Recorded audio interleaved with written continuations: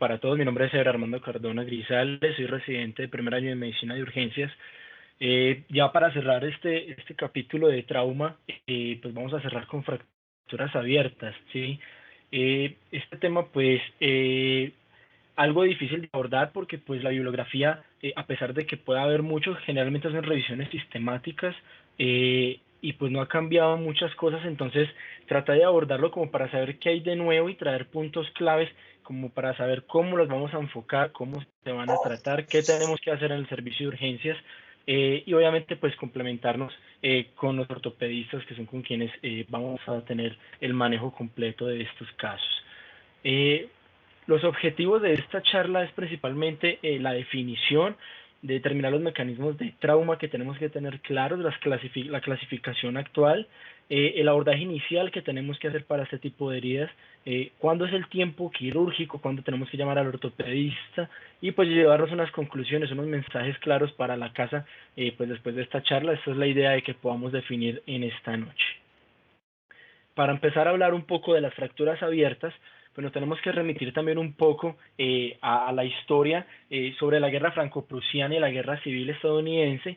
En ese caso, en esos momentos, las fracturas abiertas generalmente se trataban era solamente con amputaciones de emergencia, dado que ellos consideraban que se reducía el riesgo de infección, que reducían el riesgo de sepsis, de complicaciones y de posibles muertes que podían causar estos eventos.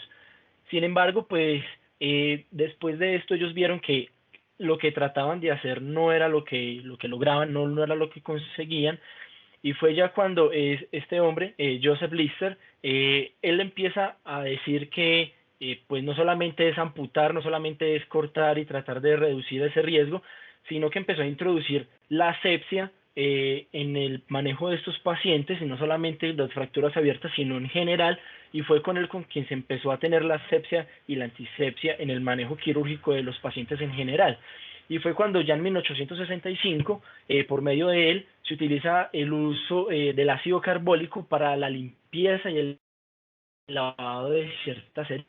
Fenol, que aunque en ese momento pues no se conocía tampoco los efectos adversos que tiene el uso de eh, fue con quien empezó a ver el cambio de los posibles beneficios que tenía hacer un adecuado lavado de una herida, y con ellos fue que empezaron a notar que cuando hacían el lavado y hacían un mejor control de la asepsia de las heridas y las fracturas abiertas, tuvieron mejores resultados posteriores a esto. Y ya después esto fue aplicándose continuamente en las salas de quirófano, se empezó a hacer un mejor control de la asepsia, a hacer un lavado del material que utilizaban para hacer las intervenciones quirúrgicas que utilizaban ellos. En cuanto a la epidemiología de las fracturas abiertas, hay que tener en cuenta que tiene una alta carga de morbilidad y mortalidad, ¿sí? Estos pacientes pueden tener múltiples complicaciones, dado que por lo general los pacientes que se presentan con fracturas abiertas también pueden traer en sí un politraumatismo, que es lo que puede derivar esto. Por lo general es más común en hombres. Hay que tener en cuenta que los principales métodos de causalidad de las fracturas abiertas son, en primera instancia, el aplastamiento, siguen las caídas, en tercero están los accidentes de tránsito. Sin embargo, eso es de acuerdo a la epidemiología, pues más que todo americana y europea. Sin embargo, en nuestro medio también tenemos que tener en cuenta las heridas por armas de fuego, las heridas por arma blanca, cortocontundentes como los machetes. Hay que tener en cuenta también los accidentes laborales, que son los más comunes como causales de producir las fracturas abiertas. Aparte de esto, la ubicación por lo general, la más común y los más comprometidos son los dedos, ¿sí? Por lo general por aplastamiento o accidentes laborales, y le sigue la tibia y las fracturas abiertas en el antebrazo, principalmente las de radio. Por su alta carga de morbilidad y de mortalidad, pues esta patología se convierte también en una patología de alto costo para el sistema de salud. Entonces, pues también es nuestra función empezar a prevenir la morbilidad y la mortalidad en este tipo de pacientes para poder impactar de adecuada manera sobre ellos. Hay que tener en cuenta entonces que hay varios mecanismos de trauma para el desenlace de una fractura. Generalmente son los directos y los indirectos. Entonces, en el directo tenemos que hay un hueso que es sometido a un fuerte impacto y es localizado en el diferencia del trauma directo, que esta fractura se va a producir en un lugar alejado del punto de la aplicación del impacto, que en ocasiones puede deberse, por ejemplo, a accidentes de tránsito, otro tipo de caídas, donde puede presentarse en otro sitio la fractura abierta también. La definición hay que tenerla en cuenta, entonces es cualquier fractura acompañada de una ruptura en la piel que se comunica con la fractura o un hematoma asociado, ¿sí? Entonces es muy fácil, en la imagen de la derecha podemos ver una fractura abierta, obviamente es claro, pero muchas veces se nos presentan heridas y lesiones como tenemos en la imagen izquierda, donde la herida no es tan grande, no es evidente la fractura o la exposición ósea, entonces es aquí donde tenemos que también nosotros tener en cuenta cómo la vamos a clasificar y pues como más adelante vamos a revisar con la clasificación de Gustilo, pues es un poco complicado y a veces es muy subjetivo, por lo cual no ha tenido como un buen consenso con esto todavía. Hay que tener en cuenta que el abordaje inicial de estos pacientes lo tenemos que tener en cuenta como lo dice la TLS, como lo habían mencionado, por lo general las fracturas abiertas vienen acompañadas en pacientes politraumatizados, entonces tenemos que hacer un adecuado enfoque de ese paciente que llega con el politraumatismo, hacer una adecuada estabilización hemodinámica cuando lo requiere y también tenemos que examinar las extremidades en la totalidad, ¿sí? Tenemos que tener en cuenta que en la historia clínica debe quedar anotado desde que llega el paciente, cómo encontramos esa extremidad, cómo estaba su sistema vascular, su sistema nervioso, los tejidos blandos, después de haber inmovilizado o haber realizado el primer manejo de ese paciente y esa primera fractura. Después de eso también tenemos que anotarlo en la historia clínica para tener un adecuado seguimiento de este paciente.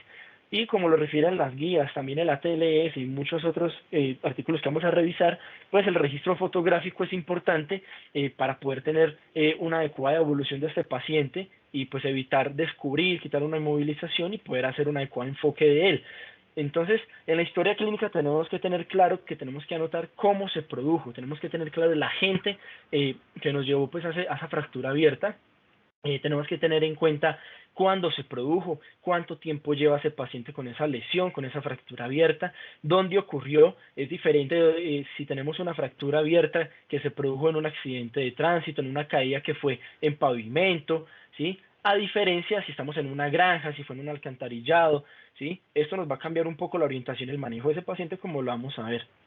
También tenemos que revisar quién es la víctima, el huésped, el paciente que tenemos nosotros, si tiene factores de riesgo, ¿sí? Si es un paciente inmunodeprimido, si es diabético, todo eso también nos va a alarmar un poco sobre el enfoque inicial de este paciente. Y también qué lesiones asociadas presenta. Como lo venimos mencionando, el politraumatismo es lo que más tenemos que enfocar nosotros en estos pacientes también y no tratar solamente una causa, una fractura abierta, sino enfocar el paciente en su conjunto. Entonces, como nos lo dice la TLS, hacer un adecuado enfoque en su evaluación primaria y secundaria, ¿cierto? En la evaluación primaria tenemos que hacer un control de hemorragia en el paso inicial, si es que lo tenemos, y vamos a seguir con el control de la vía aérea, evaluar su respiración, volver a revisar su circulación, si hay déficit neurológico y una exposición completa, ¿sí? Y en la evaluación secundaria, pues, como nos lo dicen, podemos utilizar ya sea el acrónimo del sample o el amplia, pues para hacer un adecuado enfoque en la revisión secundaria de estos pacientes.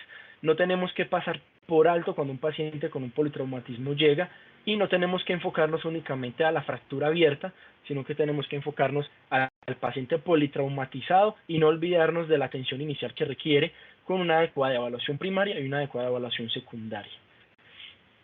Las imágenes que vamos a solicitar, obviamente, pues si estamos en un primero o en un segundo nivel, tenemos que ir enfocados a una radiografía si contamos con ella, ¿sí? Tener en cuenta las orientaciones que tenemos que solicitar, AP, lateral, oblicuo, en los casos que lo necesitemos, para poder definir esa fractura, cómo está y cómo vamos a manejar ese paciente.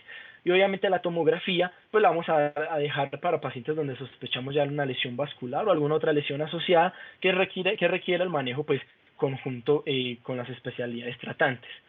Entonces, vamos a empezar con el manejo antibiótico. Entonces, pues vamos a revisar un poco qué antibiótico, cuándo empezarlo, en qué momento es lo ideal, ¿cierto? Entonces, pues traje este artículo donde nos da unos factores de riesgo para la infección. Es una revisión sistemática y un metaanálisis donde se trató de verificar los pacientes que tienen una fractura abierta, cuáles son los factores de riesgo para que propiciara una infección mucho más rápido o de manera más temprana en los pacientes que te contaban con este cuadro. Entonces, en esa revisión sistemática vieron que los pacientes que eran masculinos, que tenían un tabaquismo, que tenían heridas contaminadas, es decir, que fueran de granja, que tuvieran tierra, que tuvieran algunos otros detritos o que fueran de alcantarillado, pues tenían más riesgo de contaminación, los pacientes diabéticos, las fracturas grado 3, las fracturas en miembros inferiores o los pacientes que presentaran un politraumatismo tenían pues mayor riesgo para presentar una infección de esa fractura abierta.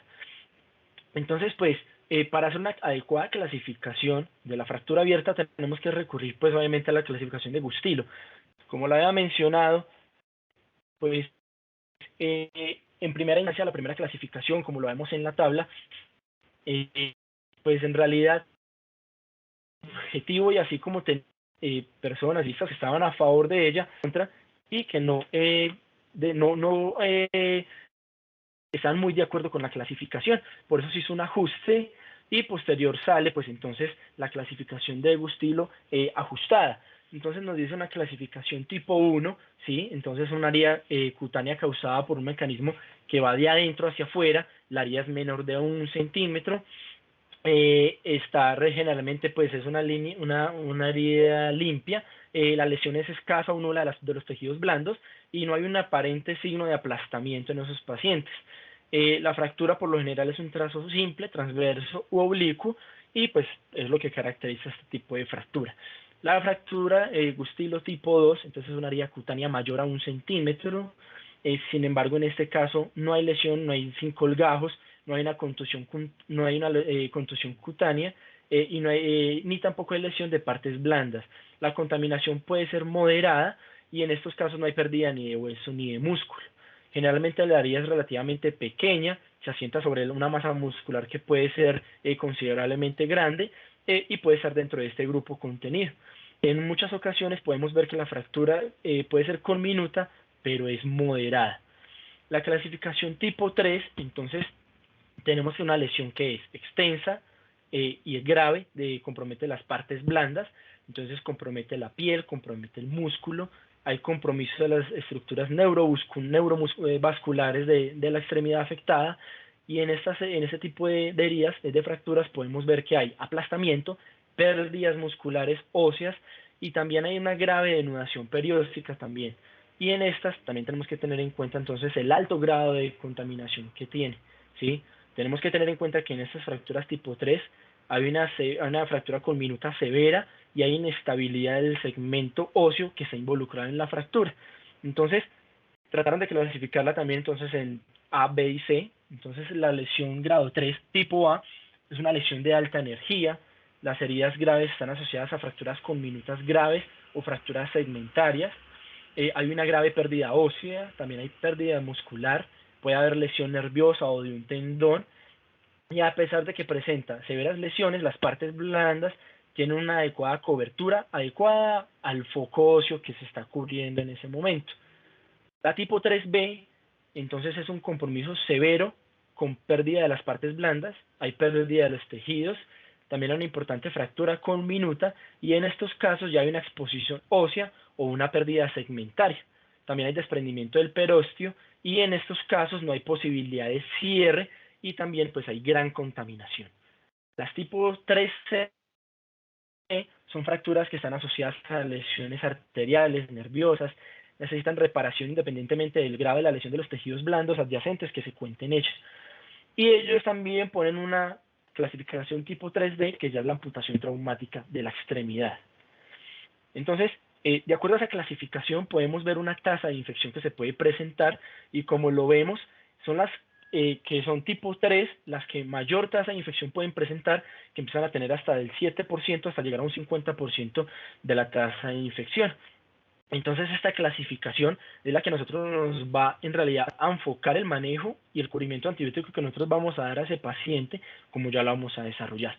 Entonces, en este artículo trataron de enfocar el tiempo de inicio antibiótico en los pacientes con una fractura abierta. Este fue realizado en septiembre del 2016, hicieron un seguimiento con una revisión sistemática de 8 estudios, hay que tener en cuenta que ninguno fue aleatorizado, todos fueron retrospectivos, Y lo que concluyeron ellos es que no hay una evidencia disponible para determinar si el tiempo en el que se iniciaban los antibióticos tenía un efecto sobre la infección profunda o pues el desenlace posterior de la fractura abierta como un mal cierre, una mala unión del hueso. Entonces, pues en realidad, aunque no hay un consenso, todas las guías actuales recomiendan que el antibiótico se debe iniciar por lo menos en las primeras 3 horas. E incluso las últimas revisiones dicen que idealmente en la primera hora. Entonces, ya conociendo que, pues, a pesar de que no hay una evidencia robusta respecto al tiempo de inicio del cubrimiento antibiótico, pero que a pesar de eso las guías nos enfocan a que tiene que ser por lo menos en las primeras 3 horas, idealmente en la primera hora, pues también tenemos que conocer nosotros entonces, pues, el tipo de antibiótico que vamos a utilizar. Generalmente casi todas las guías, todos los artículos y las revisiones nos ponen las cefalosporinas. En esa revisión del 2020, entonces ellos nos dicen que para las fracturas Gustilo tipo 1 y 2, pues una cefalosporina de primera generación, ¿cierto? Y en casos de alergia a penicilina nos indican pues la clindamicina. Para las fracturas grado 3, ellos también nos indican una cefalosporina, pero en este caso pues nos refieren la ceftriaxona y también ponen la vancomicina. Cuando hay alergia a la penicilina, pues entonces podemos utilizar es la vancomicina. ¿Qué pasa? Cuando hay heridas contaminadas que tengan contenido agrícola, una caída en alcantarillado o una herida que sea altamente contaminada, pues también nos refieren el inicio para cubrir los gram negativos y podemos utilizar tanto la penicilina cristalina o podemos utilizar metronidazol en estos casos. También hay otros artículos, otras revisiones que nos refieren el uso de aminoglucósidos, ¿sí? Y pues previamente nos decían utilizar la gentamicina en estos pacientes con fracturas Gustilo tipo 3, pero entonces traté de hacer una revisión respecto al aminoglucósido, entonces se debe o no se debe administrar. Y traje este artículo que salió en el 2019, donde entonces nos dicen que pues menos es más. Entonces utilizaron aminoglucósido en fracturas Gustilo tipo 3 y contaron con 65 pacientes a los cuales iniciaron cefalosporina versus 61 pacientes en el cual utilizaron cefalosporina con aminoglucósido. ¿Qué encontraron ellos? Que no había una diferencia en la tasa de infección. Encontraron una tasa de infección en las cefalosporinas sola, si es de 7%, y en el uso conjunto con aminoglucósido 5%, con una diferencia estadísticamente que no era significativa. Pero ¿qué sí encontraron ellos? Que había un aumento en la tasa de falla renal aguda en el grupo que se utilizaba cefalosporina con aminoglucósido de hasta un 10%.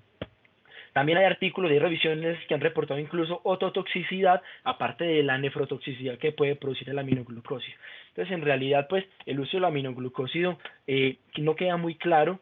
Por ahora es más enfocado hacia el uso de las cefalosporinas para cubrir este tipo de pacientes que tienen las fracturas abiertas, para cubrir los gram positivos. Y como lo mencioné, cuando tenemos exposición a gram negativos, pues entonces utilizar penicilina cristalina o metronidazol en estos casos. Ya después de esto, entonces nos surgió otra duda.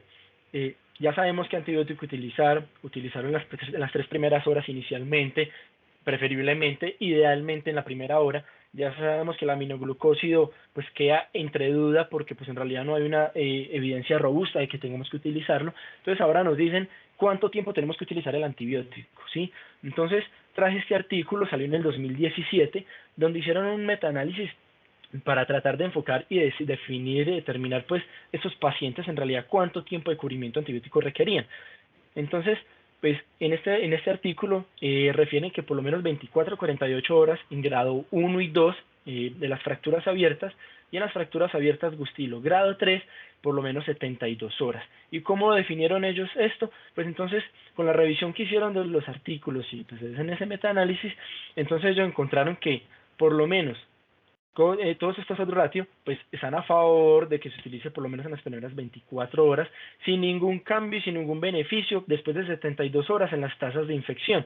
Ellos encontraron que después de 72 horas no había un impacto positivo sobre la tasa de infección en los pacientes con fracturas abiertas, ¿sí? Entonces ellos dijeron, después de una duración mayor a 72 horas no hay un efecto protector contra la infección. Ellos encontraron que en las fracturas Gustilo 1 y 2, por lo menos el 4% tuvieron una tasa de infección si utilizaba menos a 72 horas, y encontraron tasas de infección de hasta el 6% cuando se utilizaba por encima de 72 horas. Y en las fracturas Gustilo tipo 3, cuando se utilizaba menos a 72 horas, tenían una tasa de infección del 17% versus un 21% cuando lo utilizaban mayor a 72 horas. Pero entonces, pues también encontré otros artículos que también refieren lo mismo, ¿sí? Entonces, en el primero tenemos un estudio, son los dos estudios del 2015. En el primero fueron 3 estudios con 1.104 pacientes y no encontraron una diferencia significativa en el desarrollo entre 24 horas comparado de 3 a 5 días en el uso de antibiótico. Por eso el corte que nos dan casi todos los artículos y las revisiones y las guías es hasta 3 días, y eso que es el asgustilo tipo 3. Sin embargo, pues dicen que se necesita mejor evidencia, por lo general son revisiones sistemáticas lo que han hecho, y pues ellos refieren que se necesitan estudios aleatorios, aleatorizados pues para definir un poco mejor pues esto. En el otro artículo también del 2015, ellos también encontraron que las fracturas Gustilo tipo 1 y 2 tenían un manejo ideal y una tasa de infección pues menor, con un uso de 24 horas, y en las grado 3 de 72 horas, o también referían por 24 horas después del cierre de la herida o lo que primero pudiera ocurrir, fueran los 3 días de antibiótico o las 24 horas después del cierre inicial de la herida que se tenía. En cuanto a la analgesia, tenemos que tener en cuenta pues que el manejo analgésico de estos pacientes, pues nos vamos a basar también en la guía analgésica de la OMS, pero lo principal para estos pacientes es una adecuada inmovilización. La idea con ellos es hacer una inmovilización temprana también. ¿Por qué? Porque esto es lo que va a mejorar la analgesia en estos pacientes, y la vamos a complementar nosotros de acuerdo pues ya a la escala analgésica que nos da la OMS, de acuerdo a si es un dolor leve, moderado o grave, empezando ya pues por AINES, paracetamol venoso o pues oral, y llegando pues ya a casos donde el dolor grave sea tan fuerte que se requiera el uso de opioides fuertes, ¿sí? Entonces, para el manejo inicial de esa área de la inmovilización, también tenemos que tener en cuenta pues algo que se ha venido hablando a través del tiempo, y es el lavado y la irrigación que requiere este paciente, aparte antes de la inmovilización. Entonces, el lavado de la herida, tenemos que tener en cuenta que debe ser minucioso. Esto cuando lo hacemos, pues obviamente cuando el paciente nos llega a urgencias, principalmente en los niveles 1 y 2, generalmente en los hospitales de tercer o cuarto nivel, pues el ortopedista ya está con nosotros, y obviamente dependiendo también de la hora del día, porque pues no es en todo momento, pues ellos se van a encargar de esto, pero para tenerlo en cuenta tenemos que saber que ese lavado de la herida debe ser minucioso. Tenemos que hacer un adecuado inventario de las lesiones que pueda tener. Entonces, a medida que hacemos el lavado, nosotros tenemos que saber y hacer una exploración adecuada de esas lesiones vasculares, nerviosas, de tejidos blandos, que pueda tener ese paciente. Hay que retirar la contaminación macroscópica, sea por agrícola, restos de ropa, pintura, o cuerpos extraños visibles que nosotros tengamos. Lo que nos refieren ellos es que en lo posible no se deben suturar las heridas, excepto pues que sea una herida que tenga un sangrado activo, que tengamos que hacer una compresión o por lo menos un cierre primario de esa herida para hacer una hemostasia inicial de esa lesión, y cubrir la herida con apósito estéril y húmedo. Eso es muy importante, ese apósito estéril tiene que estar húmedo, ¿sí? Siempre que vamos a poner un apósito sobre una fractura abierta, tiene que estar húmedo, porque si lo dejamos seco, pues esto se va a pegar al hueso, va a producir mayor riesgo de contaminación y de infección de esa herida. Entonces, el artículo pues que más refiere sobre el lavado de la herida pues es el estudio Flow. Ellos lo realizaron en el 2017, fue un diseño factorial de 2x3, fue en 41 centros clínicos de América y Europa, incluyeron 2.447 pacientes. ¿Qué hicieron ellos? Pacientes con fracturas abiertas de una extremidad y que se iban a someter a una irrigación. Entonces, antes se discutía si tenía que tener una presión ideal esa irrigación, ese lavado que hacíamos.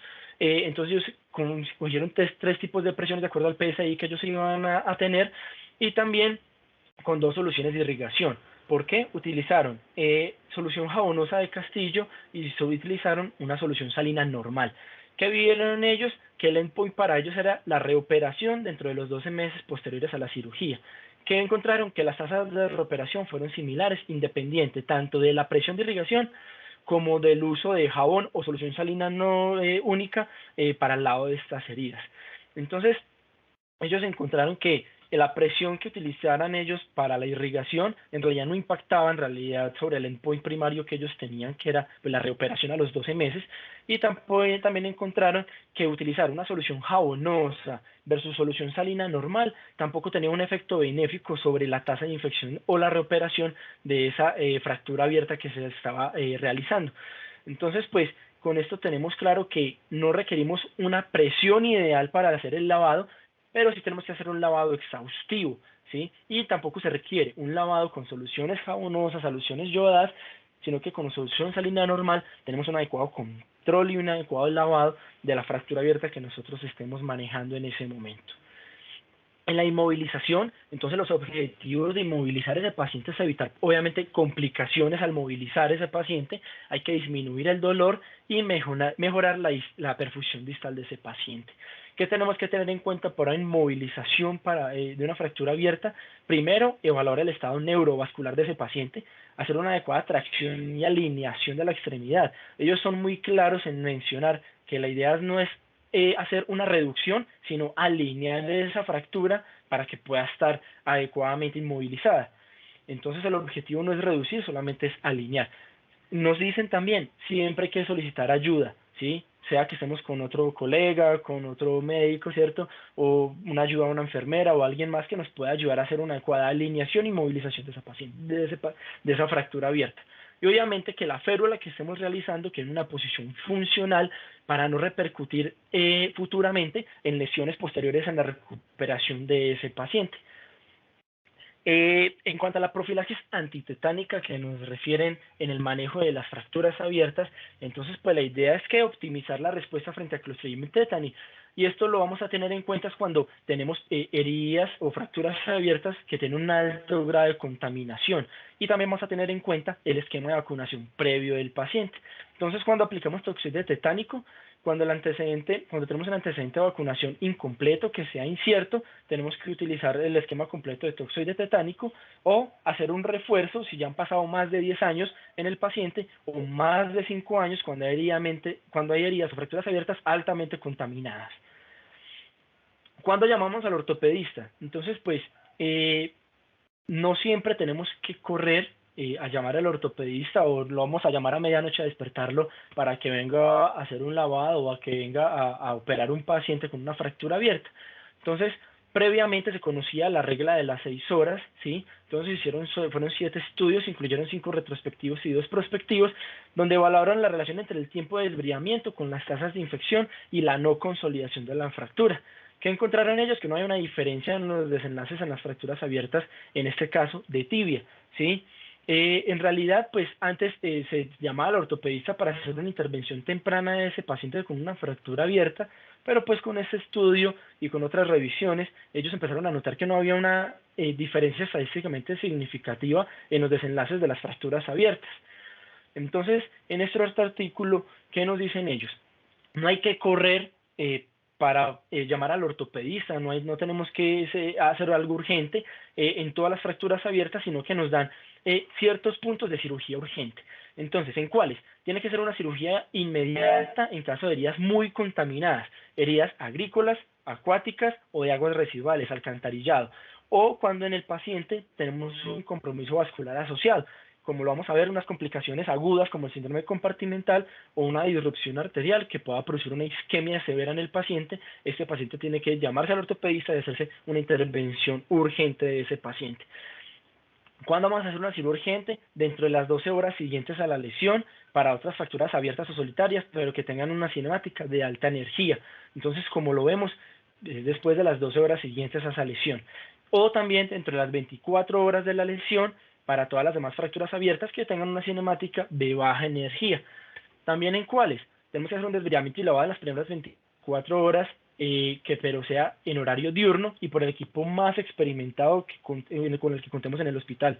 No es necesario un punto de corte de 6 horas para llevar el paciente a una intervención quirúrgica, y hay que tener en cuenta nuevamente las indicaciones de cirugía urgente, como las mencionamos acá. ¿Listo?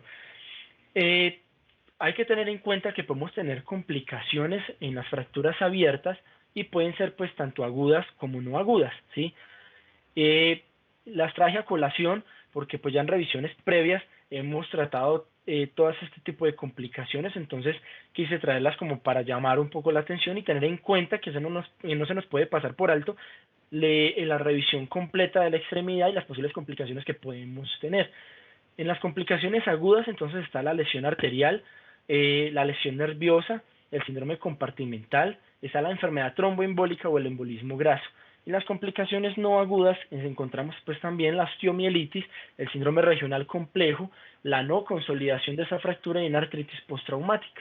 Entonces tenemos que tener en cuenta que las fracturas abiertas pues tienen mayor riesgo de desarrollar generalmente por lo general osteomielitis, y de acuerdo a la localización pues vamos a buscar o a verificar pues ese paciente también qué complicaciones puede tener, como la no consolidación, el síndrome compartimental, el síndrome regional complejo, pacientes que pueden desarrollar también trombosis venosa profunda, pues obviamente dependiendo de la localización, especialmente en pacientes que queden con fracturas que sean de miembros inferiores. También tenemos que mirar los pacientes que puedan tener lesión arterial y venosa, entonces tenemos que tener en cuenta esos signos clínicos que nos pueden dar a nosotros los pacientes cuando estamos haciendo un examen físico pues de una orientación de ese paciente. Entonces hay que tener en cuenta que cuando podamos a sospechar una lesión neurovascular tenemos que mirar tanto en las extremidades superiores e inferiores, tanto los pulsos como la sensibilidad, hacer una adecuada evaluación, y esto ellos nos refieren que esto es seguido, ¿sí?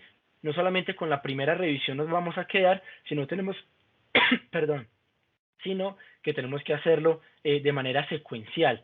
No tenemos que quedarnos con una primera revisión de esa extremidad, sino que a medida que realizamos la atención de ese paciente, la inmovilización, después de la inmovilización tenemos que hacer una adecuada valoración de la perfusión de la extremidad, de la sensibilidad, constantemente que nos esté moviendo las partes distales de la extremidad comprometida, y obviamente tener en cuenta el síndrome compartimental de acuerdo pues a un dolor que no esté desproporcionado a la herida que tenga el paciente, un dolor pues que sea constante de acuerdo a la localización que se tenga. También pues nos mencionan sobre la sudoración, pero es esa sudoración en la extremidad comprometida pues con el edema y la frialdad que produce, y también hay que tener en cuenta la parestesia, la parálisis y la disminución de los pulsos que nos puede producir el síndrome compartimental. Pues ya dado pues una revisión completa de esto, pues quiero darles unos mensajes como para llevar a casa y tener en cuenta cuando hacemos el abordaje de un paciente con una fractura abierta. Entonces, primero, tener en cuenta los objetivos del tratamiento. ¿Cuáles son? Prevenir la infección, una estabilización adecuada del paciente y obviamente pues una cobertura precoz, que eso lo da el ortopedista. La profilaxis antibiótica precoz, lo ideal en la primera hora, pero por lo menos en las 3 primeras horas de atención de ese paciente. Cuando tenemos una clasificación Gustilo 1 y 2, antibióticos por 24 horas, o en Gustilo 3, máximo de 72 horas, o después del cierre de la herida que tenemos. No olvidar los pacientes que requieren la profilaxis antitetánica, obviamente retirar la contaminación macroscópica, hacer un adecuado lavado, como ya lo vimos con solución salina, y cubrir un apósito estéril y húmedo que requiere en este caso.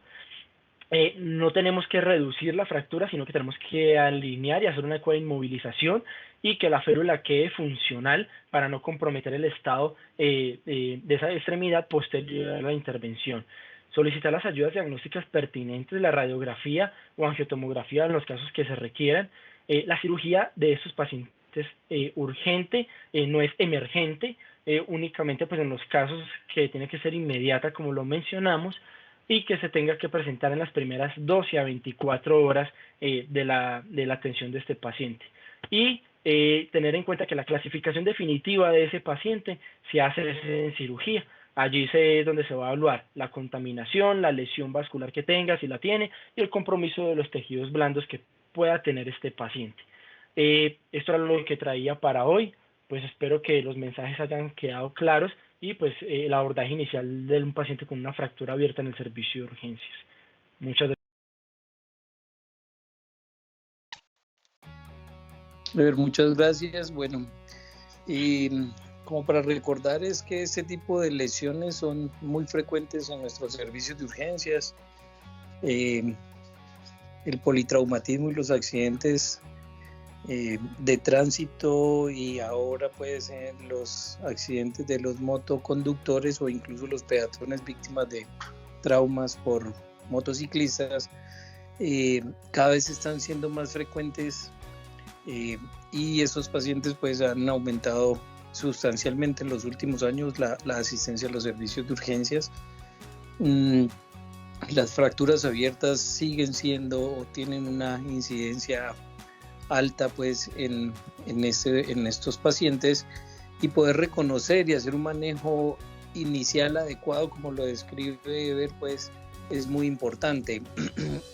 El, el, el libro de Mattox relaciona a las fracturas abiertas con el abordaje inicial que se debe hacer en pacientes que, o lo relaciona al manejo inicial que se hace en los pacientes que tienen quemaduras. En cuanto a que lo primero es una adecuada reanimación del paciente en el caso de que lo requiera, ¿sí? El aporte adecuado de volúmenes, reponer la volemia perdida en caso de requerir hemocomponentes, garantizar la oxigenación, y posterior a eso, pues control de las pérdidas sanguíneas, y nuestra herida tiene un componente asociado de lesión vascular, retiro del material macroscópico que esté haciendo contaminación, y pues ya se habló de los beneficios de gran cantidad de volumen, más no volumen a altas presiones, pues porque no ha demostrado ningún beneficio. Y tercero, la inmovilización como un componente muy importante de recuperación desde el manejo inicial o desde la revisión primaria, ¿sí? Y de disminución de complicaciones que se pueden presentar en este tipo de lesiones. Entonces, es muy importante inmovilizar la lesión, tratar de reducir y cubrir la fractura y el segmento óseo expuesto, sin llegar a hacer una reducción completa como lo describió Eber, porque eso en algunas ocasiones aumenta el riesgo de infección. Entonces, ese es el punto de partida de nuestro trabajo en ese tipo de pacientes, es estabilizar al paciente, tratar de controlar el dolor, las pérdidas sanguíneas y disminuir el riesgo de infección en todos los casos. La participación de otras especialidades como en los quemados, y para estos pacientes aplica la misma fórmula, empieza a ser secundaria si no hay lesiones que deban ser corregidas mediante un procedimiento quirúrgico. Entonces, la participación del ortopedista empieza a ser pues menos fundamental o menos importante si hemos hecho una adecuada reanimación de los pacientes y control de las lesiones secundarias que se presentan en ellos, como las infecciones. O sea, hemos hecho un adecuado lavado, un buen cubrimiento antibiótico inicial, y definir pues el requerimiento de el control antitetánico. Entonces, esto hace parte pues del ABC que siempre nos dicen el abordaje inicial de los pacientes politraumatizados, y en las extremidades pues empieza a ser mucho más claro ese enfoque. Hay un capítulo aparte que es las lesiones o las fracturas abiertas con compromiso vascular, que pues obviamente ya hemos hablado un poco de esto en otras revisiones, pero que no incluyen pues o no se incluyen directamente en esta revisión porque su manejo es diferente, las metas de control de las pérdidas y de reanimación son diferentes a lo que estamos revisando. Entonces, eso como para complementar pues lo que nos presentó Eber hace un momento. Algunos comentarios de los demás docentes, el doctor Salgado, el doctor Santiago. Buenas noches. Hola, Santiago. No, algo importante, lo que usted decía ahorita, la epidemiología de este tipo de situaciones es muy variable, pero en Colombia y principalmente en Manizales, al menos en la clínica San Marcel, el trauma de tejidos blandos y el trauma osteomuscular en miembro superior constituye más o menos el 26% de la consulta en los servicios de urgencia. Y esto a su vez, el trauma de la mano, obviamente es el que más factor de riesgo tiene en presentarse en los servicios. Lo hablamos en las presentaciones anteriores, en la del doctor Eber en este momento. El manejo, como usted lo decía, es fundamental. El manejo rápido, temprano, no siempre se necesita el ortopedista en las primeras horas. Un buen médico general con iniciativa, con experiencia y con simplemente un manejo óptimo y claro sobre dolor, antibiótico, analgésico, control de sangrado y control del daño temprano es fundamental. Algo muy importante que se nos olvida es la inmovilización temprana. La movilización disminuye la necesidad de analgésicos y mejora la perfusión distal de las extremidades afectadas. Nos siguen llegando pacientes de hospitales de baja complejidad sin inmovilización, situación que no tiene ningún tipo de manejo adecuado o de percepción adecuada por parte del personal asistencial. En resumidas cuentas, doctor Eber, muchas gracias. Buenas noches. Salgado, ¿qué vas? Buenas noches, ¿cómo estás? Muy bien, muchas gracias. Es una muy buena revisión, es clara, corta, concisa. Realmente los mensajes están muy claros y ya todos ustedes lo han dicho. Lavado, fundamental. Posterior al lavado, una buena inmovilización. Disminuye el requerimiento de analgésicos, mejora en gran proporción la comodidad del paciente, facilita la realización de traslados, toma de imágenes y demás. Nuestra responsabilidad detectar trauma vascular, sí lo hemos revisado en revisiones independientes pues como esta, pero el trauma vascular es fundamental que nosotros tengamos muy claros los signos duros, los signos blandos para detectar ese trauma vascular tempranamente, porque más que llamar al ortopedista, en ese momento hay que llamar al cirujano vascular para que corrija. Manejo antibiótico temprano para evitar complicaciones posteriores. Muy claro todo está dicho. Felicitaciones.